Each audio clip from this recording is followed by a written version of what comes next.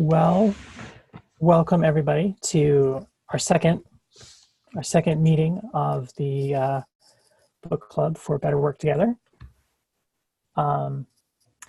Did folks have any response or thoughts from our first meeting that you wanted to follow up on or bring up? Well, last time we didn't quite discuss what do we want to get out of this book club. I think maybe this could be a good opportunity, even though it's only four of us, but might as well. Sure. Would you like to start? Yeah. Unless somebody else has something else they want to queue up.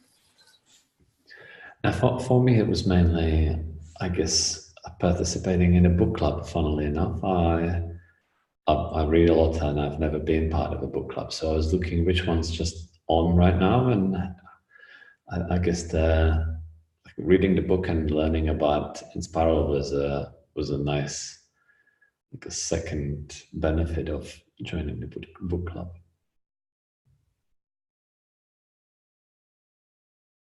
So that's it from me. Yeah, no, I would second that. I mean, I enjoy reading this kind of stuff, and having other people to talk about some of these ideas with is just fun. So for me, the subject matter is a bonus, but it's I just enjoy kind of talking about different ideas. Yeah, I certainly like having the structure of having a deliverable, if you will, towards reading. Whereas these are the sorts of things I know that I would enjoy reading and learning more about, but without the structure of having a deadline to meet for a conversation, I don't know that I would do that. I know myself. There's far more comic books I should be reading than. Kerry, can you let Charlie into the meeting?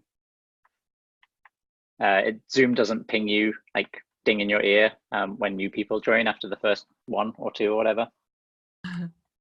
No worries. Thank you for the reminder. Sorry about that, Charlie. Very large text. Please let me in. There's no knock function.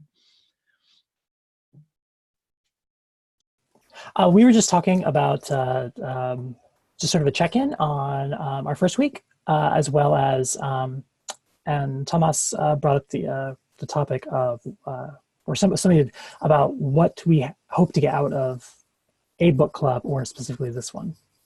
So I didn't know if you had any thoughts on that. Oh, if it's a go round, I'd like to. Oh, has everyone already gone round already? Oh, okay. Yeah. I've actually. I'm actually really keen to hear folks' thoughts on this, and I want to hear. I mean, because I was in Inspiral for so many years, and I mean, although it's always changing, so I can't say I know Inspiral because nobody does, I think, to be honest. And I think one of the things I'd like to see is how we can apply kind of some of the general things that I know to other places that I think it would be beneficial and where I can help. Really, I just want to be helpful. But the other one is I want to see how other people see how Inspiral works, answer questions and stuff like that, but also be, I think, I'm trying to figure out how to put this. I might have to come back to this, but a thought's forming in my mind that's something like, I want to see different perspectives on Inspiral because I was so into it, and I want to see how it could be done maybe differently outside of that norm. So I'm really open to other perspectives on that, especially from a multinational perspective as well, because I mean, in New Zealand, we do kind of things kind of a sort of a Kiwi way, and that's kind of Inspiral is kind of steeped in that in a way. And I'd love to see how we can apply sort of how Inspiral can be done in maybe different cultural contexts or things like that, or whatever, work for different kinds of people, not just Kiwis. So for me, I'm looking for lots of different contexts because I think it's really helpful. One thing that struck me about the essays so far is that a couple of them are from people who aren't from New Zealand originally, and that seems to be sort of a trend within Inspiral in general, and maybe with you. Yeah, did you find that when you were there? Yeah, so so I'm actually not from New Zealand. I don't know if I've mentioned this to everyone here. It's probably relevant. Is that I'm actually Canadian, and Joshua is actually from Australia. So though he came. So we've all been attracted to New Zealand and Kiwi culture in a deep way. I think there's something about. I mean, to me, it was New Zealand is in the middle of the ocean. For many years, it was people, groups of people, being essentially self-sufficient. They have to be by themselves because, help is a long way away. So, whatever that means, right? So, the culture of New Zealand is very much, collaborating with each other because you can't rely on kind of anyone else really, so you have to sort of collaborate with each other. So to me, the culture of New Zealand from an immigrant's perspective is very much one of collaboration already. So that's I think that may be part of why Kiwi culture is one of the reasons why Inspiral came about where it was is the version of Inspiral, or like Inspiral itself, is because New Zealand, I think, culture lends itself so well to the ideas that we see here, and of course that's a confirmation bias as well. I mean, it feels a little bit like, and I, not to presume, because I have only a passing acquaintance with, culture. But there seems to be, my impression has always been more of a stewardship culture around things. And that came through, especially in the first few essays for me, was the idea of Inspiral. There's less ownership, meaning less control. And like having the legal distributed ownership, as Josh was talking about, setting it up with the initial 12 or 13 people all having effectively equal legal weight, lended more towards the stewardship, and like what do we as a group sort of find ourselves drawn towards creating or defining as who we are and what we do. I want to open, I don't just want to be, I'm okay with answering questions in that. I want to make sure that I'm not breaking the end rule, just because I know that I might have a little bit more context, but I really want to make sure that it doesn't become kind of a dialogue, even though I really want to answer your questions and give that context. So I just want to sort of have a process sort of question here around how do we do that? What do you reckon? Does anyone have any sort of questions around or facilitation notes around making sure that everybody has a say in everything, their thoughts around their perspective? Well, I definitely still feel, even if it's dialogue between two people, that I'm not one of them, it's still beneficial. Like the last time, I'd say, Charlie, you were definitely like on the pie chart of a discussion. You had a chunk there, and like unless it's uncomfortable to you, well, I'm happy to just like chip in when I can and just listen and soak in the context.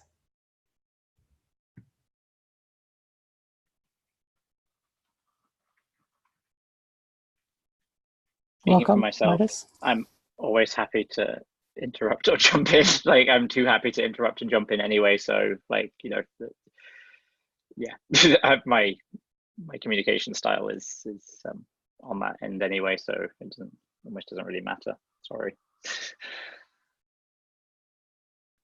I did think though, Charlie, when you mentioned that about people finding a place, I have a theory in general that if you choose to live somewhere, like if you don't stay where you're from, but you choose to move somewhere else, you are more passionate about that place than you might be otherwise. So, much smaller example than your move to the opposite side of the world. I'm from England. I now live in Scotland, in Edinburgh, and like I don't really want to move back to England. Obviously, these are two very, very similar countries, but I think because of I've lived in a couple of places, and because I've chosen to live here, I feel more of a connection to it than I would if I just sort of ended up living back where I grew up by default. So obviously, that's less deep than the whole sort of cultural conversation, but I do think it's a thing I've noticed with people as well. I think it is, I mean, I don't want to conflate distance with cultural similarity. I do think Canada and New Zealand have quite a few cultural similarities. And so, I mean, to me, the distance doesn't matter. I mean, I did have to find it first, but it is just in the middle of the ocean there. And I mean, a lot of people come here not for the economy, but because, I mean, to be honest, the economy's not so good. I mean, if you're in tourism, it's okay, I guess. If you're in forestry, it's okay. Kiwi fruit growing and that sort of thing. But really, I came here and took a big pay cut. And because I wanted to be here. And what I do find is that people come to New Zealand because they want to be here. You know, oh yeah, unless you're in property speculation, then that's okay. So we're not in any of those things. But we came here because we came to visit, and we absolutely just fell in love with it. So you're right in that. I know people who have lived in New Zealand their entire lives and haven't been off their island or something, or outside their city. And that's just because they're like, oh, well, this is just my life and that's how it is. And that's fine, right? Some people, it's just, they don't want to travel, and that's fine. I think other than some outlying islands, and I think there are two peninsulas I haven't been to. I just want to explore this whole place. And so I think you're right on that it does mean that you're more passionate about it. And yeah, so I think that is a phenomenon that definitely happens. Yeah, I mean, I think kind of what you guys are describing is perhaps a stronger cohesive or the strength of a community that there's a barrier to get into, and that people opt to go through that barrier to get into that community, as opposed to you're just in that community because that's where you were born, or that's the default community.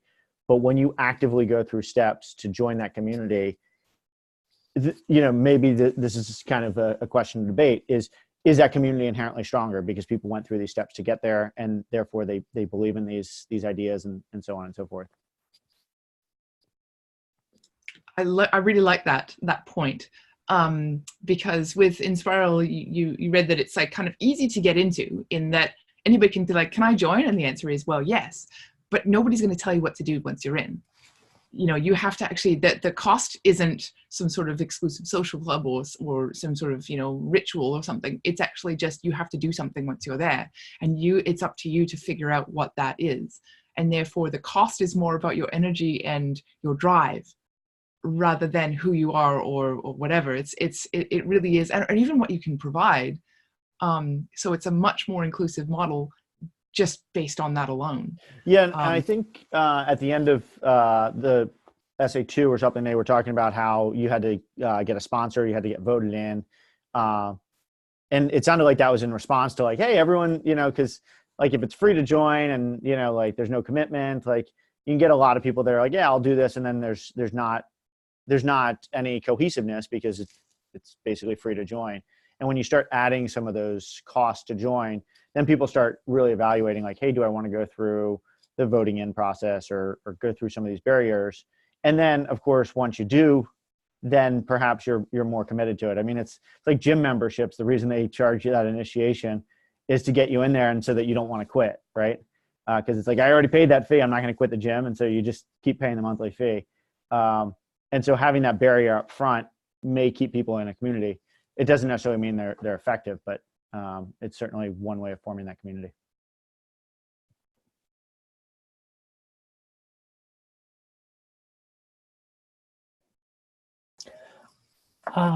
It was really interesting to me in that I view GitLab as a traditional company, and we talked about this last week a little bit about the hierarchical structure and everything.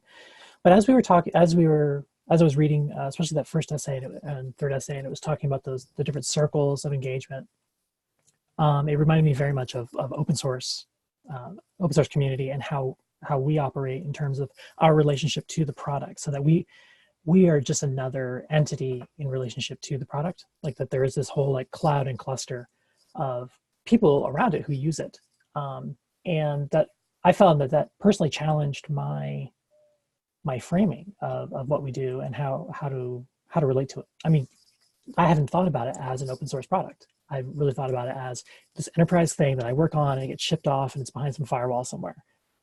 So I found that it actually changed my thinking about what it is I do and what we're all engaged in here.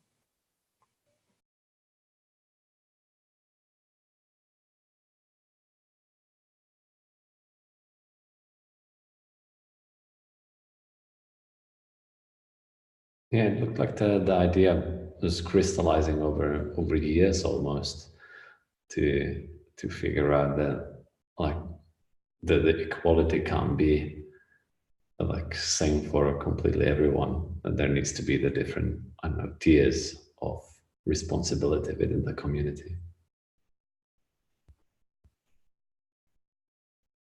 I think the thing that, Yeah, go. oh, I'm sorry, go ahead, please. Well, I was just going to go to the next point, so please, Charlie, whatever you wanted to say. Oh, I just wanted to quickly state that when I think about the difference between GitLab and what I would consider a traditional company, because I don't see it as a traditional company. It's interesting, Kerry, because I see it as the exact opposite. Even though the structures are the same as a traditional company, like we've got a board and we've got, you know, managers and that sort of thing, which I've never worked on before. I still see it as a kind of Inspirally looking company, because for example, if I had a feedback to one of the board members, I can just go and say it. And, you know, if I don't, like, I have the freedom to work on what I want, as in, you know, I have my things that I have to work on. And so I feel responsibility towards those because I see the business value in them, but nobody's telling me exactly what I have to work on and how I spend my time. And it is kind of a duocracy in that if I see something in the handbook, for example, I can just go fix it. If I have feedback for, you know, for my manager or for my manager's manager or for the, you know, some of the higher ups, I feel that they're not higher ups in that power sense, but in the responsibility sense. So, to me, it might be hierarchical, but it's not actually one that makes me uncomfortable. It's actually quite. I'm still getting used to it, obviously, but I still see it as quite accessible, and which is why I interestingly come from the opposite perspective as Kerry.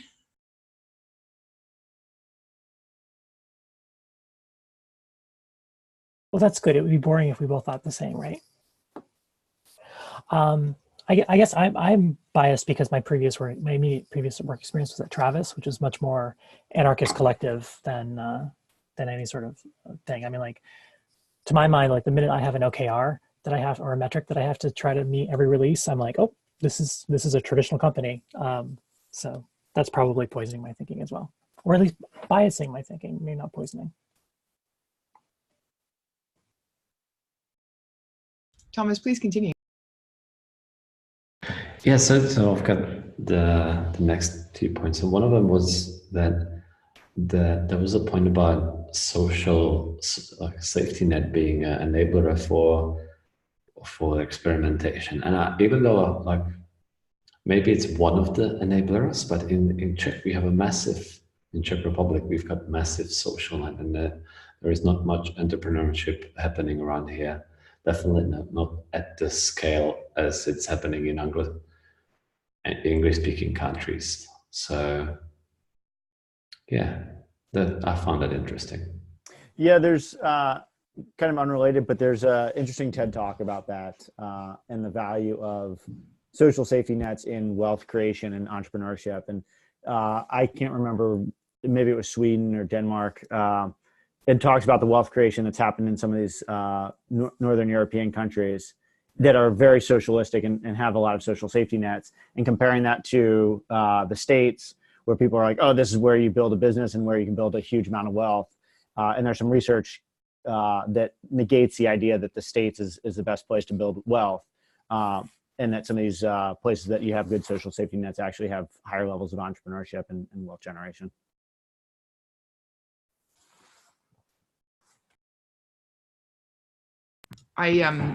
As part of Inspiral Services, sometimes we hired people, and it really was, it's still kind of a contractor thing, but I mean, sometimes I would tell people that, yes, we're going to at least have you for 20 hours a week going forward, kind of thing. And that was, you know, so because we had that power to do that, you know, and that helped people with demonstrating stable income, like for example if they wanted to buy a house or something.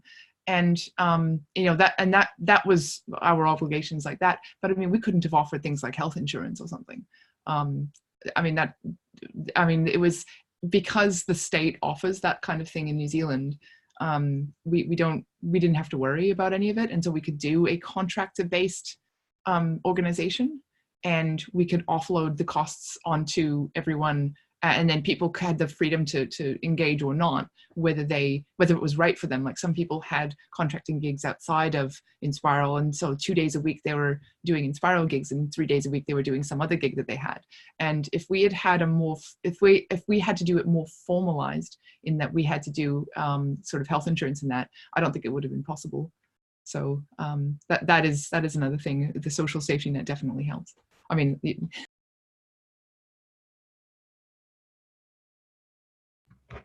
and yeah, and the next thing that I was kind of finding as a repeating theme, and I think I'll find it in the rest of the book, in the remaining essays, is that there is always, everyone's eager about the things they are doing, and no one's really being, like, for example, in this essay it was documentation, and it was even gathering info for the newsletter and whatnot. So I'm curious in the next essays how Inspiral solved that issue of somebody not doing the admin work.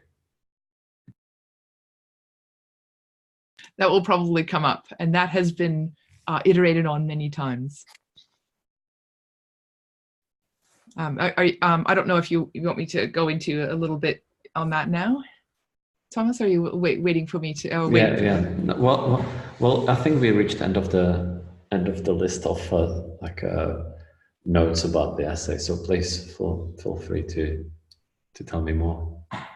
Yeah. So with any collective or with any group, any organization, you always have admin work. It's one of those things where when people say self-organizing group, it assumes that stuff doesn't happen. It just kind of all magically happens, and someone is always doing the work to administer things and logistics and that.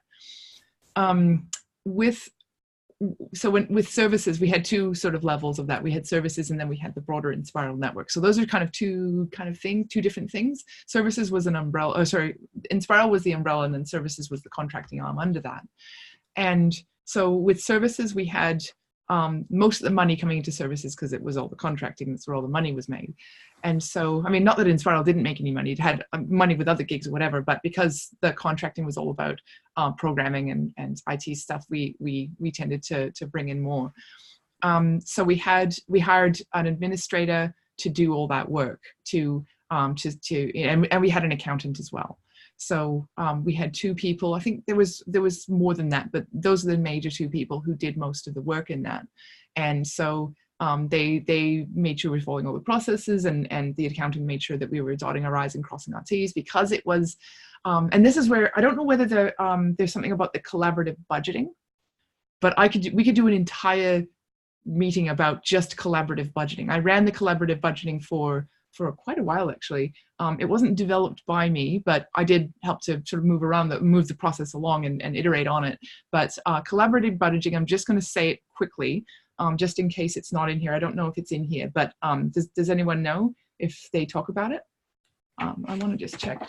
They did talk about the finances being in some kind of tokens, virtual tokens that you could either take from the system, or you could give them to other people if they worked on your task. Yes. Okay. So I'll quickly talk about collaborative budgeting. So I bring some money in from a client. I invoice the client pays Inspiral services. 80% of that goes to me. 20% of it goes into the shared pool. And then so every month we had everybody's 20% is kind of sitting in a common pool. And of that 20%, some of it will be put into admin. So it depended on how much admin work was needed that month. And generally it was pretty general. It's quite constant. And so we paid a person, and we had a person doing the admin work.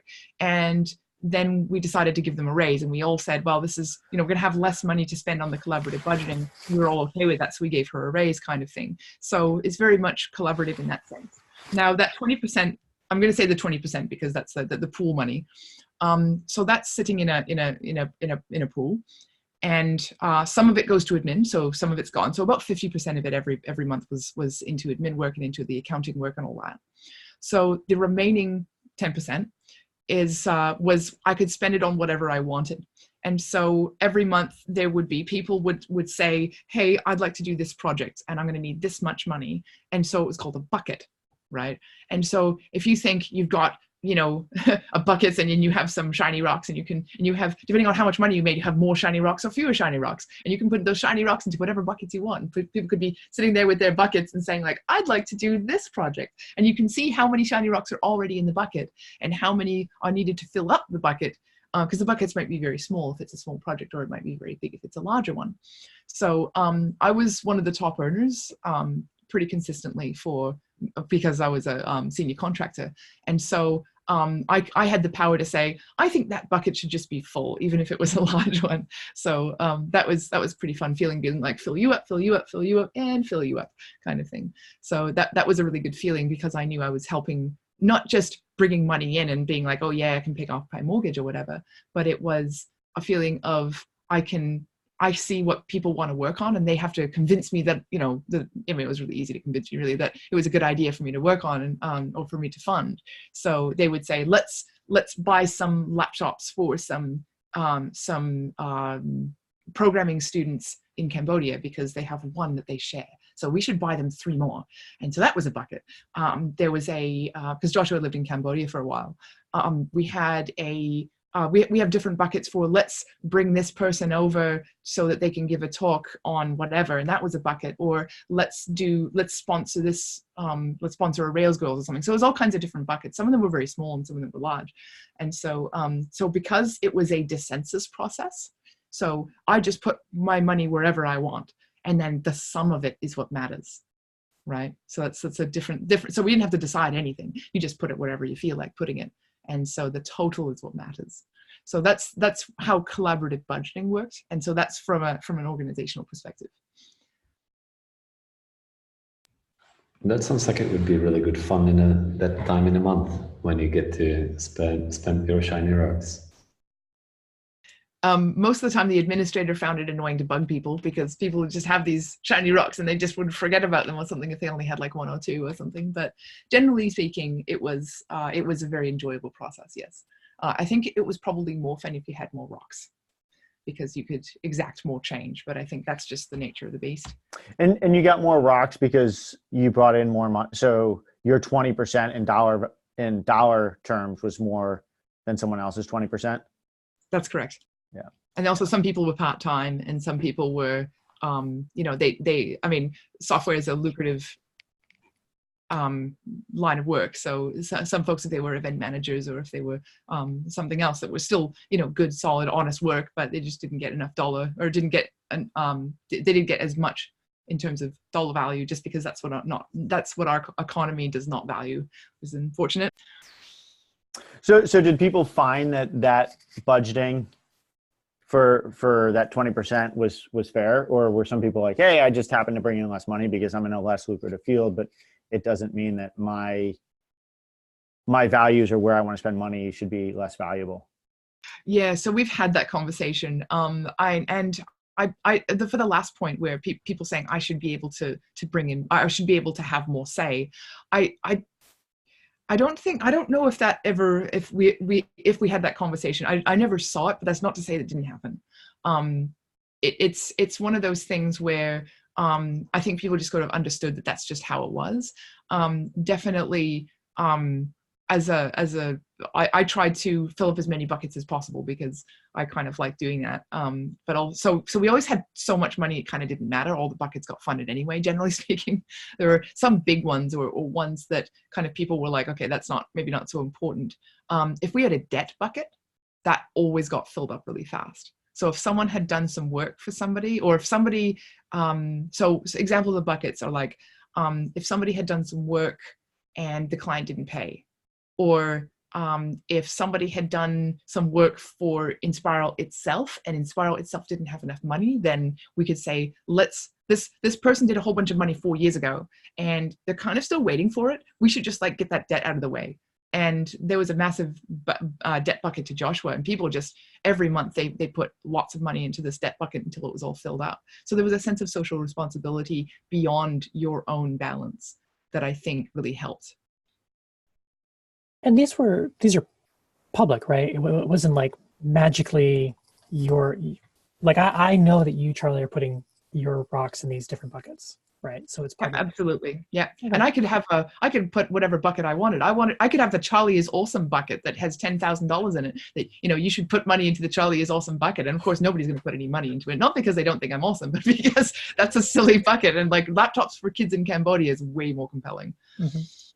It reminds me of dot voting for things like during unconferences, but weighted towards, within the economy of this group, some people have more votes, or their votes count for more for whatever reason. And if a person with a bucket was like, "Hey, Charlie, can you please fund my bucket?" and they could just talk to me, and then I'll be like, "Yeah, I'm convinced." So there is some social things. Do we manifest this here at GitLab? I mean, most of my experiences of my visibility into our product planning and project management is much more like, hey, a big customer asked for this, and then a bunch of people like chimed in on the issue, and eventually it gets kind of scheduled, and I don't necessarily know where. I haven't found yet in my time here yet where to put my own lever and fulcrum to add to that. But is that part of what we do here, do you think? I haven't seen any heuristic for it. So, I mean, I don't see that as like product managers are saying, hey, based on the number of up votes or down votes on an issue, like we're going to work on that. I think that was kind of the idea, right? I think at the bottom of issue description, there's the up vote and down vote, and you can look at issues by popularity. But I've never really seen that implemented, right? Like, because in a purist way, you'd say, okay, what are the issues that people most care about? Okay, boom, we're going to work on those first. I think there's frankly just a lot of judgment calls that are being made, and we say, well, we'll work on this, we'll work on that, we'll work on this, as opposed to some kind of rigorous, predictable way as to what's going to get prioritized.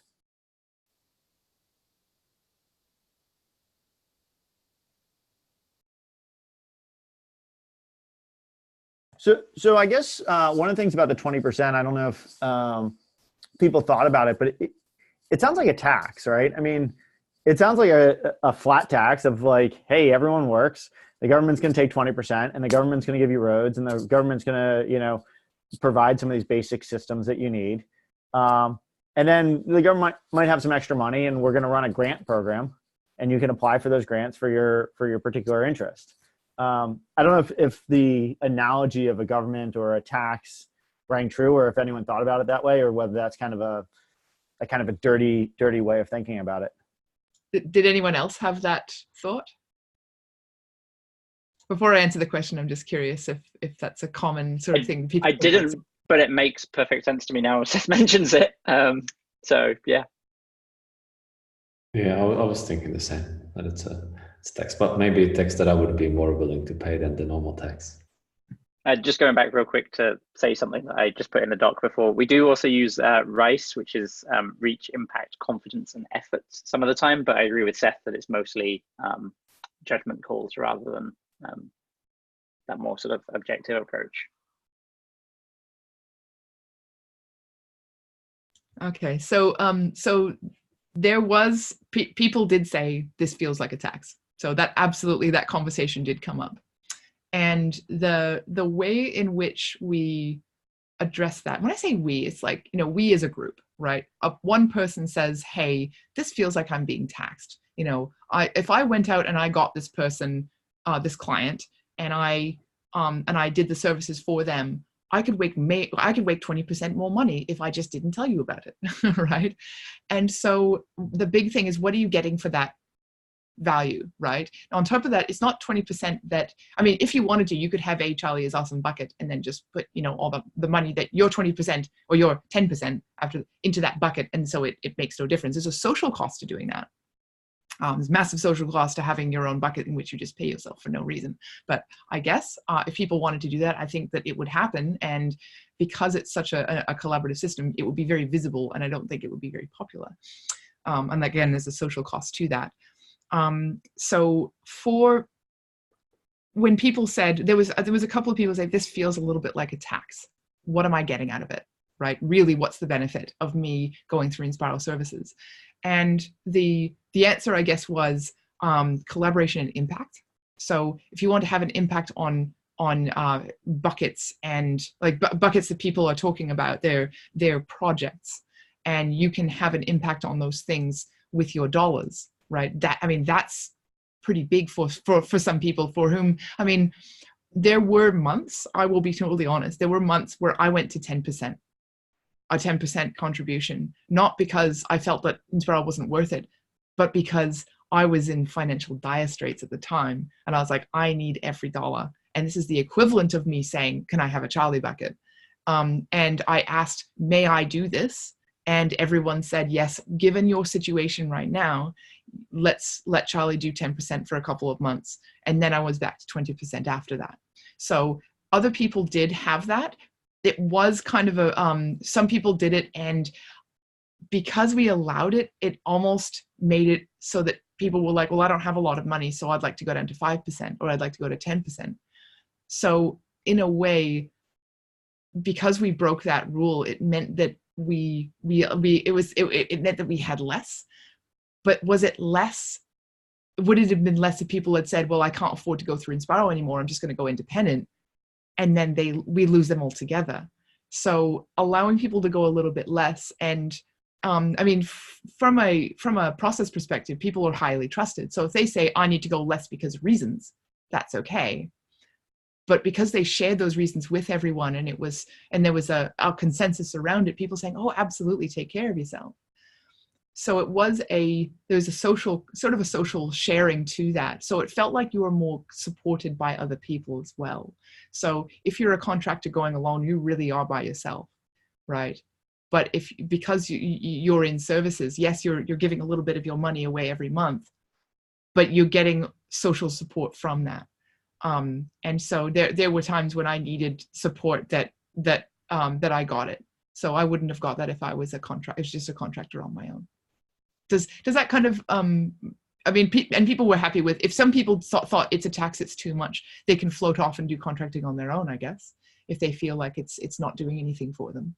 So in a way, it is a way for us to keep the people with the same values, I guess. Does that sort of answer your question? Yeah, no, it answers the question. I think what you always have with these tax systems, right, is potentially people that are paying a lot in the tax, people that are paying in a lot say, well, wait a second, I'm not getting that much value out. And then on the other side of the spectrum, people that aren't paying in a lot are like, hey, this is great because I'm getting all these services. And that can cause kind of this friction of like people paying in a lot of money, which you need them, they leave. And then people who are taking a lot of services but not paying a lot in are trying to, are taking more than their fair share, if you will. So it's interesting to see how that evens out. And certainly I think there's probably a cap to the size of a community like this, because when you have a smaller community, there is more of a tangible relationship that people have and they understand. If you start having 1,000 people, maybe even 100 or 200, you start losing that connectivity, and it's more of like, hey, how much can I take out and how much can I keep to myself, as opposed to like, hey, it's a tight group. How, Charlie, I don't know if you've actually ever lived in Wellington, but like, what would you say like the percentage of people who work in sort of something related to Inspiral in Wellington who've been in Inspiral at some point is? Like, not necessarily are in Inspiral now, but have been through Inspiral at some point. Is it quite high? I'm guessing it is. So Inspiral is I think that it's kind of like Portland or Vancouver, and it's one of these places that's very progressive. And I see that the tech industry is a bit like a carousel where people kind of go to different companies and they kind of go around. So the demand for tech is quite high. So I would say within the tech community, and also the kind of wider, when I say wider community, I'm not talking about tech and its friends. I'm meaning like the community of Inspiral has, it has accountants, and it has lawyers, and it has generalists, and it has all kinds of different people in all walks of life, but mostly tech people. So I would say in the tech industry that number would be quite high. I don't know what percentage it would be. Probably, I mean, if I said maybe a quarter or a third even, because that's a lot of people. Yeah, and I some feel people- like I definitely get the sense that like if you work in tech in Wellington, you have either been in Spiral or are pretty close with somebody who's been in Spiral, basically. but it also depended on what you're working on. So for example, because Inspiral Services mostly did Rails and Node and yeah, so there's a lot of sort of JavaScript ecosystem folks and me later on Elixir and Phoenix and that. But mostly Rails, actually, hilariously. So I did a lot of Rails work within that. So if you did say C#, people were not willing or were not as likely. So it depends on what tech you're in. So if you did C#, for example, which is very common in enterprise New Zealand companies, like I believe TradeMe, which is like eBay but New Zealand, or Craigslist or something. And then there's also Xero, Xero, and they're a big accounting company. It's actually spreading all over the world, and they're based in Wellington as well, and they use C#. So there's a lot of C# based companies, but we didn't have a lot of C# at all. So I would think if depending on which tech you use.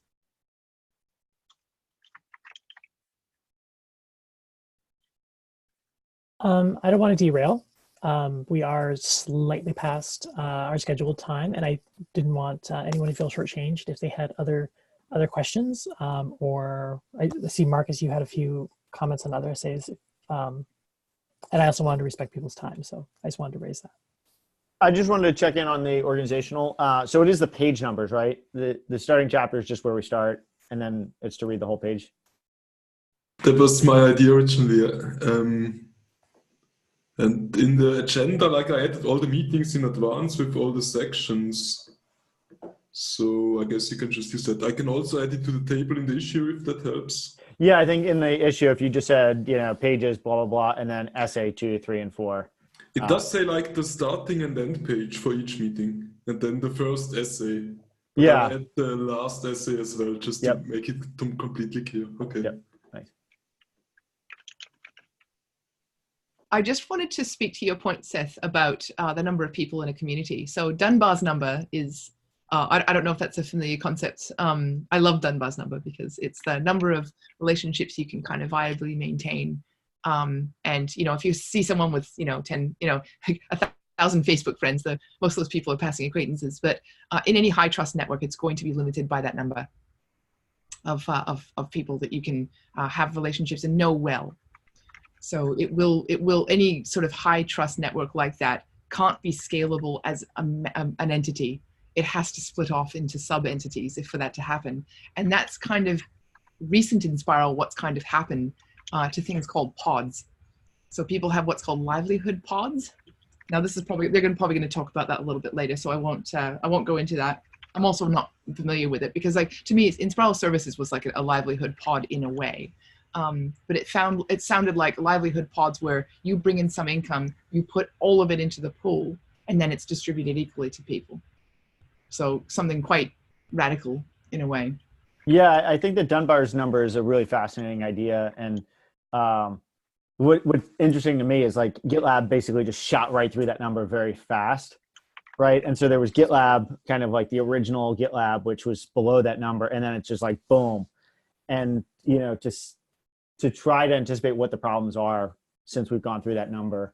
And I'm sure we're going to see some of the effects of not having those close relationships that GitLab, of 3 years ago had. So to me, the challenge is how can we have, behaviors around high trust, right? So collaboration and high trust and that sort of thing, short toes, stuff like that. How can we keep those the benefits of having a high trust system with 1,000 people? And I mean, I think that's the $1 million question, really. And certainly what keeps me here, loving GitLab so much is how much those values are kept to, even though we're getting very large. So I'd like to see how that goes in the future. Yeah. No, to me, it's exactly, it's really exciting to try to figure that out.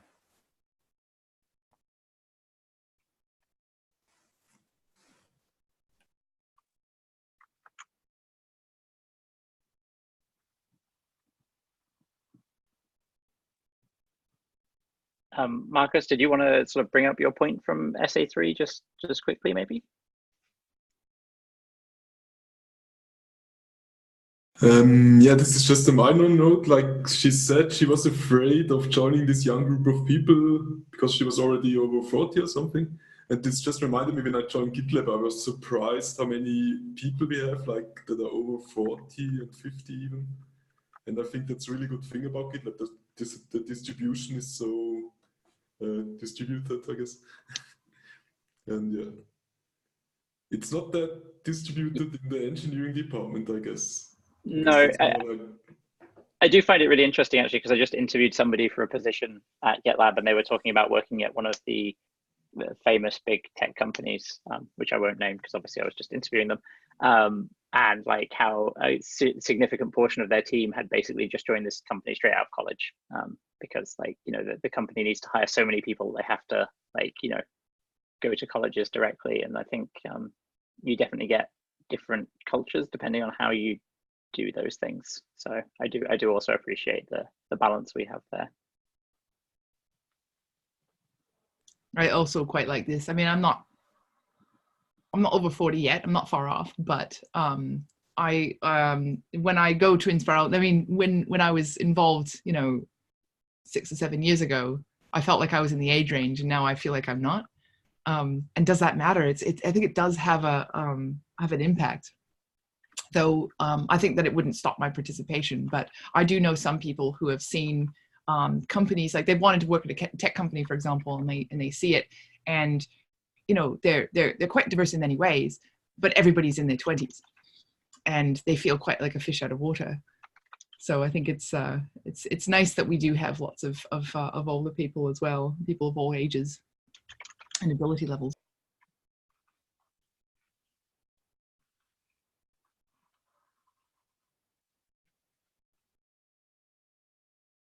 I think that's and this is a little bit of a tangent, but I that keeping that sort of spread is also part of what I'm hoping for our internship program. Our initial efforts are certainly targeted at the college market, but I'd like to see us do more diverse late entrants, later people who are coming into STEM later, etc. From an academic perspective, whenever I was hiring people from different, so I would sometimes hire people for services, and when I say hire, I mean like somebody's like, hey, I'd love to do you know, work with you, and this person says that you're cool, so we chat. And I found that people who had not just a computer science degree, or like, you know, did tech from a young age or whatever, but people who had like an English degree, or they worked in journalism or something, often were like really good developers because they had that communication nail. So that was something that I've noticed in my experience as an ex-academic, and also when I used to teach, but also when I was hiring and working with people from other backgrounds other than just a pure tech background.